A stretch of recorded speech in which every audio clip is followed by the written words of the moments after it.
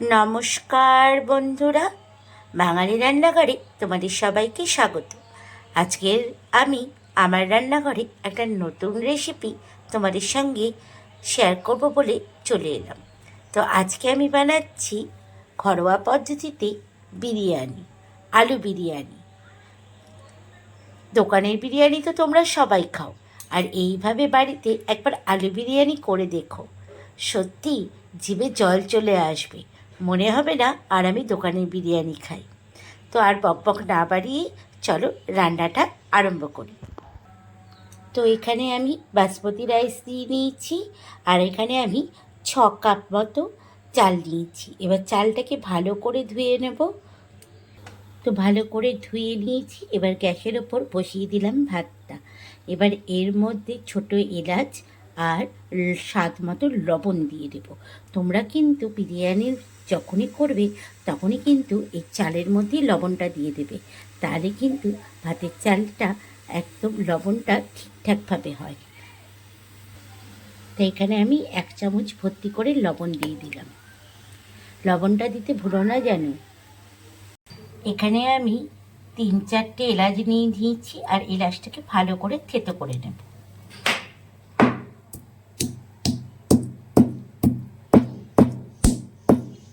এইভাবে এলাচটাকে ভালো করে থেতো করে নেব। থেতো করে এবার আমি ওই ভাতের মধ্যে দিয়ে দেবো। হ্যাঁ, দোকানের বিরিয়ানি অবশ্যই খুব ভালো খেতে হয়, কিন্তু বাড়িতে নর্মালভাবে এইভাবেও তোমরা বিরিয়ানি বানিয়েও আশা করছি ভালোই লাগবে।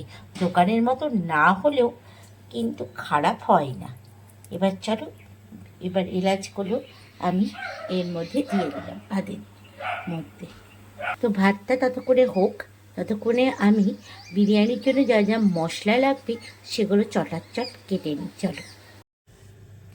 তো এখানে আমি কেটে নিয়েছি একটা বড় সাইজের টমেটো, একটা ক্যাপসিকাম, আদা, রসুন, আর এখানে আমি বেশি ঝাল দেবো না বলে, কারণ আমার ছেলে একদমই ঝাল খেতে পারে না, তার জন্য আমি এখানে 4টে ছোটো ছোটো লঙ্কা দিয়েছি, আর একটা গোটা সাইজের পেঁয়াজ দিয়েছি। দেখো, এগুলো সবই কিন্তু বাটবো, আর বেরেস্তা করার জন্য এখানে বড় বড় 2টো পেঁয়াজ কেটে নিয়েছি। তো চলো আগে মশলাটা ভালো করে বেটে দিই। তো মশলাটা এখানে আমার বাটা হয়ে গেছে। এবার যেহেতু এটা আলু বিরিয়ানি, সেহেতু আলুগুলোকে আমি প্রথমেই একটা সিটি মেরে সিদ্ধ করে রেখেছিলাম প্রেশার কুকারে। এই যে দেখো, আলুগুলোকে একটুখানি একটা সিটি দিয়ে সিদ্ধ করে রেখেছিলাম। সেদ্ধ হয়নি, হালকা একটুখানি সিদ্ধ, একটু একটা সিটি না মারলে কিন্তু আলুগুলো ভালো সিদ্ধ হয় না, ওই কারণে। এবার মাঝখান থেকে চাকু দিয়ে একটু একটু করে চিড়ে দেবো আলুগুলো। তো এখানে কড়াই বসিয়ে দিলাম, আর এখন সর্ষের তেল ইউজ করব। সর্ষের তেল দিয়ে প্রথমে লাল লাল করে আলুগুলোকে ভেজে তুলে নেব। আলুগুলোর মধ্যে সামান্য একটু লবণ আর হলুদ মাখিয়ে নেব, তাহলে কী হয়, আলুগুলোতে ভালো কালারও আসবে, আর আলুগুলোতে লবণটা ভালোভাবে ঢুকবে। তার জন্য দেখো, এখানে আমি অল্প সামান্য লবণ দিয়েছি, আর অল্প একটু হলুদ দিয়েছি। হলুদ দিলে কী হবে, আলুর কালারগুলো খুব সুন্দর আসে। ভালো করে একটু মাখিয়ে দেবো আলুগুলো।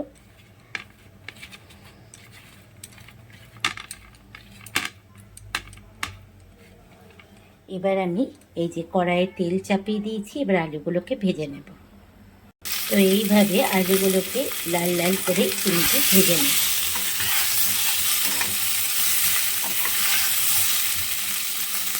এদিকে আমার ভাতটাও কিন্তু ফুটছে, আর ভাতটাকে কিন্তু একদম দাঁড়িয়ে থেকে নামাতে হবে, কারণ এটা বাসমতি রাইস, একটু গলে গেলেই কিন্তু বিরিয়ানি একদম খারাপ হবে। তার জন্য খুব তাপ বুঝে ভাতটাকে কিন্তু তোমাদেরকে নামাতে হবে। তো আলুগুলো আমার ভাজা হয়ে গেছে, এবার আলুগুলো আমি একটা পাত্রের মধ্যে তুলে রেখে দেবো। এবার ওই কড়াইয়ের মধ্যেই বেরেস্তাটা প্রথমে ভেজে তুলে নেব। বেরেস্তাটা ভাজার সময় আঁচটা কিন্তু একদম কম করে রাখবে, তা না হলে কিন্তু পেঁয়াজগুলো পুড়ে যাবে। তার জন্য একদম হালকা আছে কিন্তু বেরেস্তাটা করতে হবে। তো পেঁয়াজটাটা যতক্ষণ না পেঁয়াজটা ব্রাউন কালার হচ্ছে ততক্ষণ এইভাবে কন্টিনিউয়াস নাড়তে থাকবে। আর এদিকে আমার ভাত হয়ে গেছে। আর তোমাদেরকে আর একটা ইম্পর্টেন্ট কথা বলে রাখি, তোমরা ফ্রাইড রাইস বা বিরিয়ানি যেটাই করবে না কেন, সেটা করার সময় এটা মাথায় রাখবে, যখনই তোমাদের ভাতটা হয়ে যাবে তখনই এর মধ্যে 1 চামচ ঘি দিয়ে দেবে বা সাদা তেল এর মধ্যে দিয়ে দেবে। তাহলে দেখবে ভাতটা একটার সঙ্গে একটা লেগে যাবে না, পুরো মানে ঝরঝরা হয়ে থাকবে। তা আমি এখানে সাদা তেলই ইউজ করছি 1 চামচ। তো এখানে আমি সাদা তেল ইউজ করলাম 1 চামচ। আর এই টিপসটা কিন্তু আমার মা আমাকে শিখিয়ে দিয়েছে। তো এবার চলো ভাতের ফ্যানটা ভালো মতো গলিয়ে দিই। তো দেখো পেরেস্তাটা আমার ভাজা হয়ে গেছে। এবার পেরেস্তাটা আমি তুলে রাখবো। এবার আমি ওই তেলের মধ্যে যে মশলাটা বেটে রেখেছিলাম, মশলাটা ভালো করে কষাবো। তো মশলাটা ভালো মতো কষাচ্ছি। এবার আমি এর মধ্যে লবণ, হলুদ আর 1 চামচ মতো কাশ্মীরি লঙ্কার গুঁড়ো দেবো। তো স্বাদ মতো লবণ দিলাম। এবার আমি দিলাম হলুদ, আর দেবো কাশ্মীরি লঙ্কার গুঁড়ো। তোমরা সবাই জানো যে কাশ্মীরি লঙ্কার গুঁড়ো দিলে রান্নায় একটা আলাদা কালার আসে। এবার সব একসঙ্গে ভালো করে আমি মিশিয়ে নেব। এবার আমি এর মধ্যে 1 চামচ জিরে গুঁড়ো আর 1 চামচ ধনে গুঁড়ো দেব। 1 চামচ ধনে গুঁড়ো দিলাম। এবার আবারও সব একসঙ্গে ভালো করে মিশিয়ে নেব।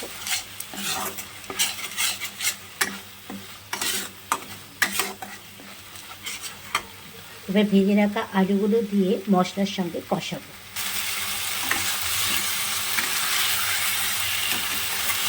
ভালো করে মশলার সঙ্গে আলুগুলোকে কষাবো। এবার আমি এর মধ্যে কসুরি মেথি দিলাম। এবার দেখো মশলা থেকে আমার ভালো মতো তেল ছাড়তে শুরু করেছে। এবার আরেকটুখানি আমি কষাবো। যেহেতু আলুটা আমি আগে থেকেই একবার সিদ্ধ দিয়ে সিদ্ধ করে নিয়েছিলাম, সেহেতু আলু বেশি জল দিয়ে সিদ্ধ না করলেও চলবে। এখানে আমি অল্প একটু জল দিয়ে ঢাকা দেবো যাতে আলুটা আর একটু সিদ্ধ হয়। তো আলুটা আমার ভালো মতো সিদ্ধ হয়ে গেছে। এবার আমি গ্যাসটা বন্ধ করে দিয়েছি, দেখতেই পাচ্ছ। আর আলুটা খুব সুন্দর সিদ্ধ হয়েছে, তোমাদেরকে দেখিয়ে দিই। দেখো, এই দেখো। আর বিরিয়ানির আলু একদম গলা গলা তো হয় না, একটু হালকা শক্ত শক্ত থাকে। এবার চলো আমি বিরিয়ানিটা মাখিয়ে নেব। তো বিরিয়ানির ভাতটা দেখো আমার কতটা ঝরঝরা হয়েছে। এবার আমি খানিকটা ভাত অন্য একটা পাত্রের মধ্যে ঢেলে নেব। তা খানিকটা ভাত অন্য পাত্রে ঢেলে নিলাম, আর খানিকটা ভাত যে পাত্রের মধ্যে বিরিয়ানিটা রাখবো সেই পাত্রের মধ্যে দিলাম। এবার আমি এর মধ্যে দিব হচ্ছে 1 চামচ ঘি। এখানে দিলাম আমি 1 চামচ মতো ঘি। 1 চামচ ঘি দিলাম। এবার দিব আমি গরম মশলা এর মধ্যে। তো এবার আমি ঘিটা দিলাম, আর ঘিটা দিয়ে ভালো করে ঘিটাকে একটুখানি ভাতের মধ্যে মিশিয়ে নেব। এবার দিব এর মধ্যে গরম মশলা 1 চামচ মতো। এখানে কিন্তু আমি শাহি গরম মশলাটা ইউজ করছি। গরম মশলা দিলাম। এবার দিব আমি এর মধ্যে হান্ডি বিরিয়ানি মশলা। আমি কিন্তু এখানে এই হান্ডি বিরিয়ানি মশলাটা বাজার থেকে কিনে নিই। এই মশলাটা ইউজ করবে, তাহলে কিন্তু টেস্টটা খুব ভালো আসে।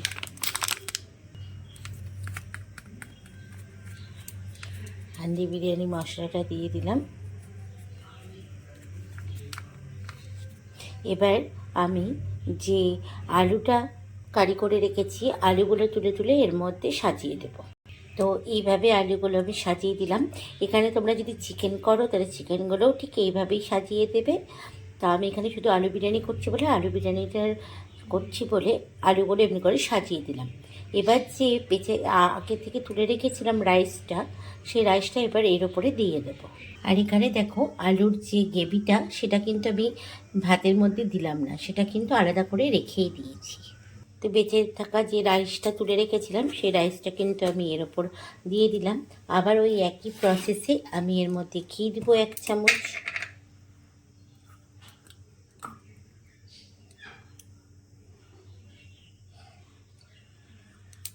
তো ঘিটা দিয়ে ঘিটাকে ভালো করে ভাতের মধ্যে এইভাবে মিশিয়ে দেব।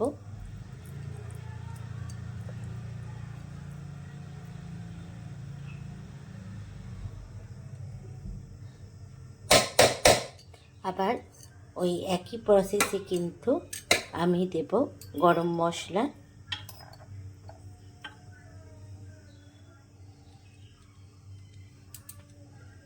এক চামচ মতো,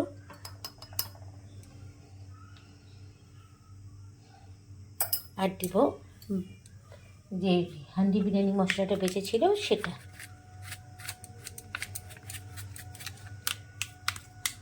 তো আমার এটা সাজানো হয়ে গেছে। এবার আমি ওপর থেকে পেরেস্তাটা দিয়ে দেব।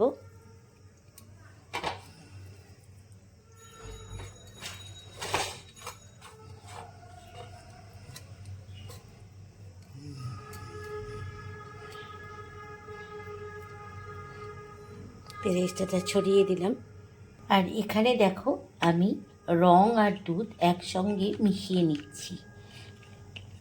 এইভাবে রংটা কিন্তু তোমরা যে কোনো দোকানেই পাবে, মুদিখানার দোকানে। এটা কিন্তু দোকানে গিয়ে বলবে জিলাপির রং, তাহলেই কিন্তু দিয়ে দেবে। তো রংটা দুধের সঙ্গে ভালো করে গুলে নিয়েছি। এইবার আমি এই দুধটা বিরিয়ানির ওপরে এইভাবে দিয়ে দেব। একটু ক্রসকের চিহ্ন হিসাবে দিলাম, তাহলে ভালো কালার আসবে। এবার আমি এর ওপর থেকে মিঠা আতর আর গোলাপ জল দেব। আমি এর মধ্যে এক ফোঁটা মিঠা আতর দিয়ে দিলাম।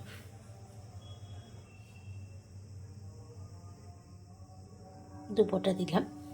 এবার আর দেব আর এর মধ্যে গোলাপ জল, আর আমি এর মধ্যে দিলাম এক চামচ গোলাপ জল। তো রেডি হয়ে গেছে আমার হোমমেড বিরিয়ানি। তাহলে এই রেসিপিটা তোমাদের কেমন লাগলো অতি অবশ্যই কমেন্টস করে জানিও। ভালো লাগলে একটা লাইক দিও। দেখা হচ্ছে আবারও তোমাদের সঙ্গে নেক্সট ভিডিওতে।